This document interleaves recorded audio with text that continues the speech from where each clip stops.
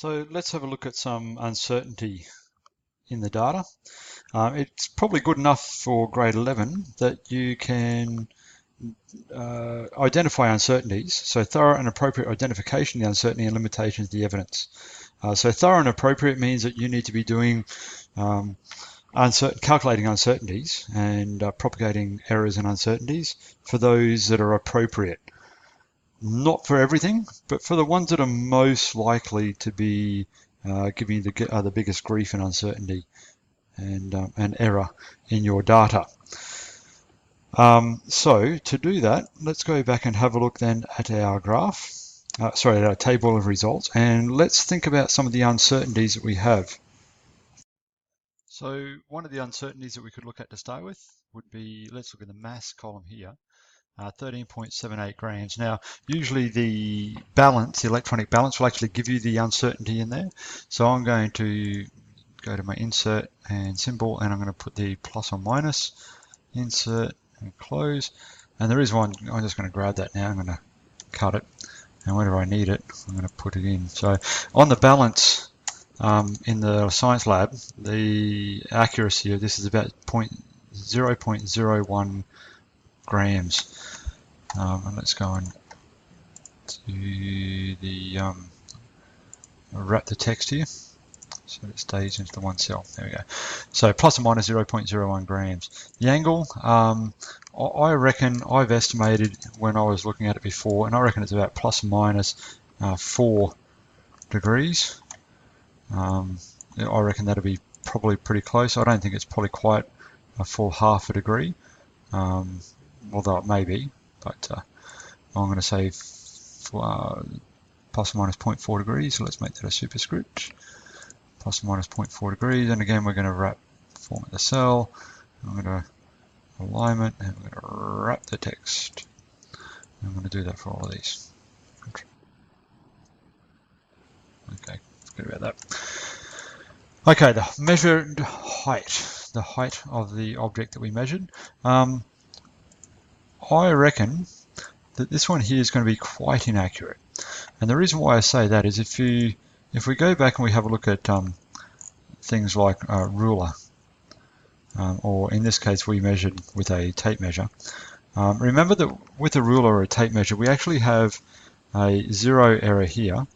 So we have an error at this end and we have an error at the measurement end. Now in this case here, this ruler has 1 millimeter gradations. 1 millimeter gradations. And remember the error is plus or minus half of the smallest. Half of the smallest gradation.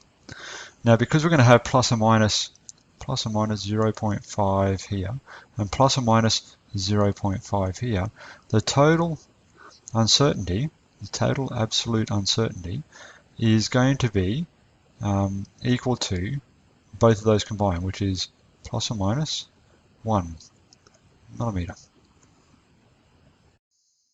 And this is the total absolute uncertainty of y, which is actually, if you remember back, y is a change in height when we put it into MGH. So in this case here, we're looking at a ruler where we can be quite accurate. Now, if we actually go and look at what we did, we were standing on a table and we were holding the tube, and it was across the bench, and then it ejected from here, and it went and it landed into a box of sand. And it hit the sand, and we measured the distance from there all the way through to there, and we call that X, or R, the range. Now, this height that we measured, which is the change in height to calculate GPE, so we measured from here to here, well actually we measured from here to the exit height. So what's that about? Let's take that across. So we're measuring this height here, which meant what we actually did to start with was we measured this height here. Let's call that H1. We measured the height from the table, from there to there. Let's call that H2. and then we took them away from each other. So we had height 1 had an uncertainty in itself, so the total absolute uncertainty of H1 was equal to, now we could say millimeters, but in reality, exactly where the top of this tube was and the bench, I would say maybe I'd be looking more of an uncertainty of 1 centimeter at either end. So plus or minus 1 centimeter at that end, plus or minus 1.0 at that end, and plus or minus 1.0 at that end. So we had a in here we had a H1, we had a plus or minus uncertainty of 2.0 centimeters for H1, 2.0 centimeters, and then for H2, total absolute uncertainty of H2, because it's a smaller measurement, I reckon we could be a little bit more accurate there, but I still reckon we probably had an uncertainty here of maybe plus or minus 0.5 here and plus or minus 0.5 here, which gives us a total of plus or minus 1.0 centimeters measuring here. And to calculate the height, let me get a different colored pen here. So calculate this height here, which for our formula is the change in height. It's going to be confusing, isn't it? The change in height for the, let's get that little subscript for the energy, the change in height for the energy that we're going to use for the formula mgh. That formula there, to work out this height from this point here to this point here, we actually got this height and we took it away. I took this height here away from this height here. So in effect, the total height for the energy was equal to H1 minus H2. Now we had an uncertainty for H1 of plus or minus 2 centimeters, plus or minus 2.0, minus, and an uncertainty here for H2 of 1.0, plus or minus 1.0 centimeters. Now the thing is with uncertainties is you can't take them away, you have to add them together. So in this case here, the total uncertainty is going to be plus or minus 3.0 centimeters. So that's now when we go back into here, into our graph, into our table, in this column for the height here, I'm actually going to put plus or minus 3.0 centimeters. So the measured height is now going to be measured height is going to be 0.52 meters plus or minus 3 centimeters. Or plus or minus, let's convert that to meters, 0.03 meters. So the units are now consistent. 0.03 meters. So that's one uncertainty that we've calculated. We've got another uncertainty here, and we've got another uncertainty here. What about the average uncertainty of the displacement? Well, again, there's a little bit of inaccuracy in the displacement. So if we go up here and I have a look, and I didn't have a photo, so I've just found this on the internet, of a ball bearing landing in sand. And if you remember back to the experiment we did, this photo here, the sand is nice and smooth and it's soft and it's been screened off nicely. And you can see that it starts, and I'm going to put a word in here, starts about there. The crater starts about, so approximately at that point there. But how accurate are we with that about? Well, in this case here, you can be reasonably accurate, but I reckon in the experiment we did, we probably had plus or minus 1.0 centimeters here, because it was pretty hard to tell sometimes exactly where it started.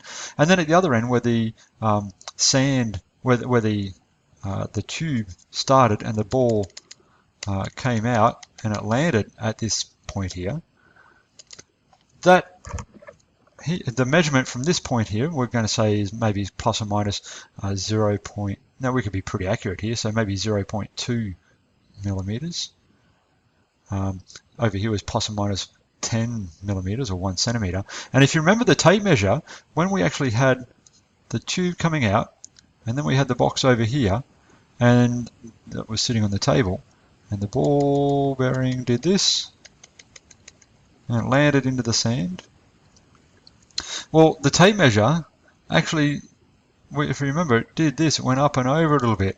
So there's a little bit of inaccuracy in here as well. And I'm just going to judge here and say it's maybe plus or minus another 10 millimeters we could work out exactly what it is by measuring stuff of known values with a tape measure that bends like that, but I'm going to just make an assumption here, plus or minus 10 millimeters. So for the SX, for our displacement, which we're also calling the range, the uncertainty, or the absolute uncertainty in the range, is now going to be equal to the measurement at this end, so 0.2, plus the uncertainty at this end, 10.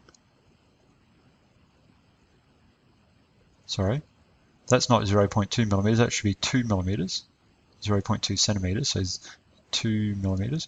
So I'm going to put in here plus or minus 2 millimeters plus 10 millimeters plus, and I've got another uncertainty here of 10 millimeters again. So I'm going to say plus or minus 22 millimeters.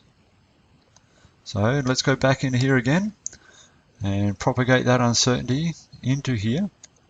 Measured average displacement, that's the range, and I'm going to put in here now plus or minus 22 millimeters, or because it's in meters, 0.22 meters. That's a fairly large inaccuracy.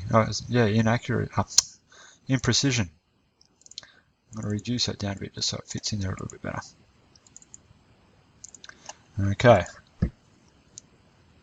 So that's how we calculate the absolute uncertainty with measurements, and I'll do another video now on propagating uncertainty with the formula. So we'll look at this formula here for the potential energy, which is mgh, and how we would go about calculating the absolute uncertainty of the potential energy.